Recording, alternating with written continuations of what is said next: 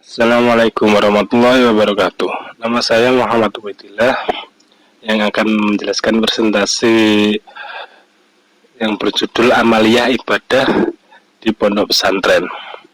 Dan makalah ini disusun untuk memenuhi tugas tasawuf dan tradisi pesantren 2 yang diampu oleh Bapak Saifullah Yazid.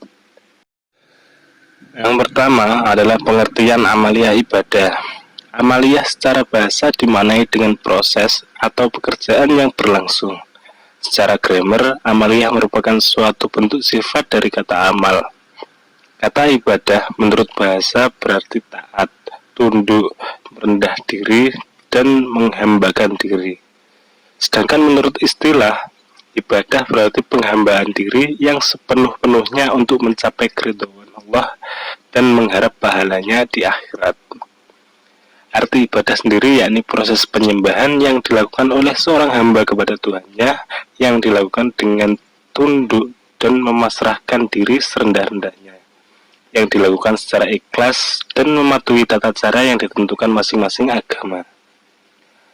Amaliyah ibadah sendiri adalah perbuatan-perbuatan penghambaan diri yang sepenuh-penuhnya untuk mencapai keridhaan Allah. Dalam hal ini, Ibnu Taimiyah merumuskan bahwa ibadah menurut syara itu tunduk dan cinta. Artinya tunduk mutlak kepada Allah yang disertai cinta sepenuhnya kepadanya. Oleh karena itu, unsur ibadah yaitu yang pertama, taat dan tunduk kepada Allah. Artinya merasa berkewajiban melaksanakan segala perintah dan meninggalkan segala larangan Allah yang dibawakan oleh para rasulnya. Oleh karena itu, belum termasuk beribadah apabila seseorang tidak mau tunduk kepada perintah-perintahnya, meskipun ia mengakui adanya Allah yang menciptakan langit dan bumi serta yang memberi rezeki kepadanya. Yang B, yaitu cinta kepada Allah, bahwa rasa wajib taat dan tunduk itu timbul dari hati yang cinta kepada Allah, yakni ketundukan jiwa dari hati yang penuh kecintaan kepada Allah yang menciptakan alam semesta dan segala seluruh isinya. Hakikat ibadah sendiri adalah tunduknya jiwa yang muncul dari keinginan hati menikmati kehadiran Allah yang memberikan semua kekuatan, kenikmatan, rasa, dan segalanya, menyadari kekekalan Allah dan kenisbian manusia.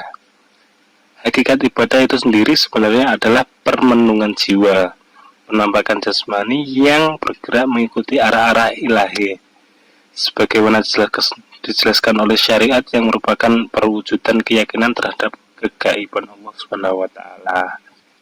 Ibadah dalam Islam harus dijelaskan dengan cara-cara seperti berikut ini. Yang pertama adalah ikhlas. Ikhlas semata-mata menghadap ridha Allah Subhanahu wa Ta'ala. Yang kedua adalah mahabbah dan taat, yaitu penuh rasa cinta dan tunduk. Yang ketiga adalah istiqomah. Istiqomah dalam mencari-cari ilmu untuk menuju ridha Allah. Yang keempat adalah iktisad, yaitu dilakukan berdasarkan fitrah, sesuai dengan kapasitas yang tidak memisahkan antara satu dengan yang lainnya. Yang selanjutnya adalah tujuan ibadah itu sendiri. Yang pertama adalah takhliyah atau tazkiyatun qalbi, yakni kebersihan hati. Maksudnya adalah ibadah yang kita lakukan hendaknya itu semua mampu membersihkan diri kita dari berbagai macam penyakit hati, mampu mensucikan diri kita dari kotoran-kotoran jiwa, dari virus-virus kalbu yang sangat berbahaya dalam kehidupan. Diharapkan dengan rajinnya kita sholat, maka bersihlah hati kita dari sifat sombong. Dengan seiring yang kita puasa, maka hilangnya penyakit serakah dengan banyaknya berzakat atau sodakoh. Barangkali bakhil, kikir, dan pelit di hati kita. Maka dari itu, tazkiyatul qalbi adalah membersihkan hati dari berbagai kekotoran-kekotoran yang ada di lingkungan kita. Yang kedua adalah tahliyah. Tujuan dari pelaksanaan ibadah kita adalah hiasan akhlak dan budi pekerti. Pesan moralnya adalah ibadah yang kita lakukan harus mampu menumbuh kembangkan sikap dan perilaku yang baik dalam kehidupan. Semestinya dengan sering rajinnya kita sholat, maka muncullah ketawaduan dalam pergaulan. Dengan seringnya kita puasa, maka tumbuhlah sifat pemaaf kita, tambah sayang kita kepada fakir miskin dan lain sebagainya. Hati kita menjadi lemah lembut dan rendah diri kepada orang-orang di sekitar kita. Tokoh besar Islam sendiri, Abbas Al-Aqad, menyimpulkan dua pokok ibadah, yaitu yang pertama, mengingatkan manusia akan unsur rohani di dalam dirinya, yang juga memiliki kebutuhan-kebutuhan yang berbeda dengan kebutuhan-kebutuhan jasmaninya. Dia menjelaskan bahwa kerohanian manusia juga memiliki rasa lapar yang harus kita beri makan dengan menimbulkan suatu aktivitas yang dimana kita dapat bermanfaat bagi banyak orang lain. Yang kedua adalah mengingatkannya bahwa di balik kehidupan yang fana ini masih ada lagi kehidupan berikut yang bersifat abadi. Yakni manusia di dunia ini hanya fana dan masih ada tujuan yang terakhir, yaitu di akhirat. Yang selanjutnya adalah poin B, bentuk amalia ibadah di pesantren. Amalia ibadah yang ada di pesantren tentu saja berbeda-beda.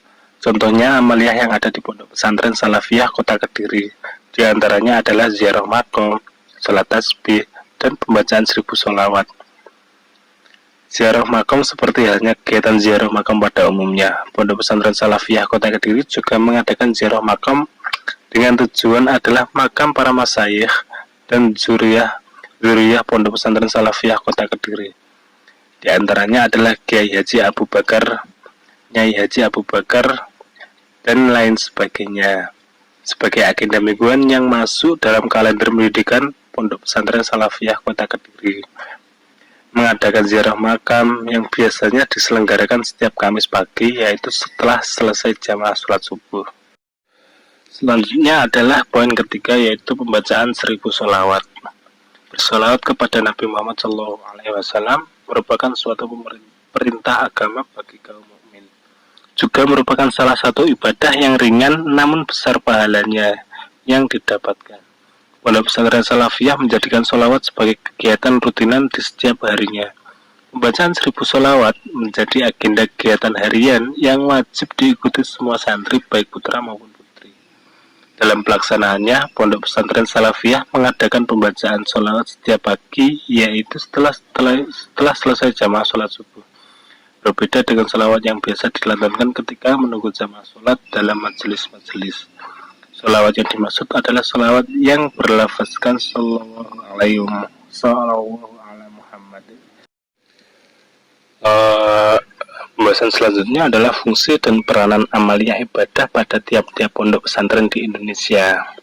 Yang pertama, fungsinya adalah syarat sebagai santri untuk mengikuti ujian, di mana ibadah amalia sendiri adalah rangkaian pendidikan yang telah jauh diterapkan di pesantren yang menjadi kiblat pondok pesantren se-Indonesia seiring berjalannya waktu.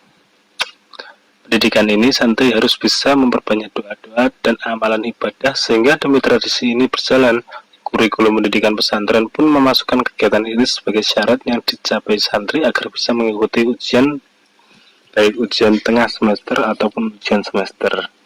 Yang kedua adalah sebagai upaya pendekatan diri kepada Allah. Dengan begitu handalnya santri menguasai seluruh doa dan amalan-amalan yang mendapatkan pahala, maka minat santri dalam beribadah pun akan meningkat karena dia tahu apa yang akan ia kerjakan demi fastabiqul khairat. Dengan ini santri akan berusaha semaksimal mungkin agar dia selalu mendekatkan diri kepada Allah dimanapun dan kapanpun dia berada. Pembahasan selanjutnya adalah fungsi dan peranan amalia ibadah pada tiap-tiap pondok pesantren di Indonesia. Yang pertama, fungsinya adalah syarat sebagai santri untuk mengikuti ujian, di mana ibadah amalia sendiri adalah rangkaian pendidikan yang telah jauh diterapkan di pesantren yang menjadi kiblat pondok pesantren se-Indonesia seiring berjalannya waktu. Pendidikan ini santri harus bisa memperbanyak doa-doa dan amalan ibadah sehingga demi tradisi ini berjalan. Kurikulum pendidikan pesantren pun memasukkan kegiatan ini sebagai syarat yang dicapai santri agar bisa mengikuti ujian, baik ujian tengah semester ataupun ujian semester. Yang kedua adalah sebagai upaya pendekatan diri kepada Allah. Dengan begitu andalnya santri menguasai seluruh doa dan amalan-amalan yang mendapatkan pahala, maka minat santri dalam beribadah pun akan meningkat karena dia tahu apa yang akan ia kerjakan demi fastabiqul khairat. Dengan ini santri akan berusaha semaksimal mungkin agar dia selalu mendekatkan diri kepada Allah dimanapun dan kapanpun dia berada. Yang ketiga adalah sebagai persiapan diri kelak ketika terjun di masyarakat. Amalia ibadah sendiri juga penting bagi para santri agar kita di masyarakat bisa menjadi seseorang yang dicontoh. Yang keempat adalah usaha untuk menghindari dari celaan dari orang-orang bodoh. Yang kelima sebagai pembiasaan. Yang keenam menumbuhkan disiplin. Yang ketujuh menumbuhkan kesadaran. Yang kedelapan adalah sebagai amal jariah, yaitu amalan ibadah-ibadah pondok yang banyak dipelajari di pondok akan berguna bagi dia untuk bermasyarakat kelak. Setelah semuanya telah diterangkan, kita menuju pada bab kesimpulan. Berdasarkan apa yang telah dibahas pada bab sebelumnya, dapat diambil kesimpulan bahwa amalia ibadah adalah perbuatan-perbuatan penghambaan diri yang sepenuh-penuhnya untuk mencapai keridhaan Allah dan mengharap pahalanya di akhirat. Abbas Al-Aqad menyimpulkan dua pokok ibadah, yaitu meningkatkan manusia akan unsur rohani dalam dirinya yang juga memiliki kebutuhan-kebutuhan yang sama yang berbeda dengan kebutuhan-kebutuhan jasmaninya. Yang kedua adalah mengingatkannya bahwa di balik kehidupan yang fana ini masih ada lagi kehidupan yang bersifat abadi. Amalia ibadah sendiri ini yang ada di pesantren itu berbeda-beda. Contohnya Amaliyah yang ada di pondok pesantren Salafiyah Kota Kediri, contohnya diantaranya adalah ziarah makam, salat tasbih, dan pembacaan 1000 salawat. Ada lagi di pondok-pondok yang lainnya bisa saja pembacaan rotibul haddad ataupun manakiban ataupun yang lainnya yang banyak sekali terdapat di Indonesia. Selain itu, fungsi dan peranan amaliyah ibadah pada tiap-tiap pondok di Indonesia adalah syarat bagi santri. Dan untuk mengikuti sebagai upaya pendekatan diri kepada Allah, usaha untuk menghindari celaan orang-orang bodoh, dan sebagai pembiasaan, karena amaliyah ibadah yang berada di dalam pondok dan dipelajari secara sepenuh-penuhnya juga akan berguna kelak ketika dia sudah lulus dari pondok. Sekian presentasi dari saya, kurang lebihnya mohon maaf. Wabillahi taufiq wal hidayah wa ridwan wal inayah. Wassalamualaikum warahmatullahi wabarakatuh.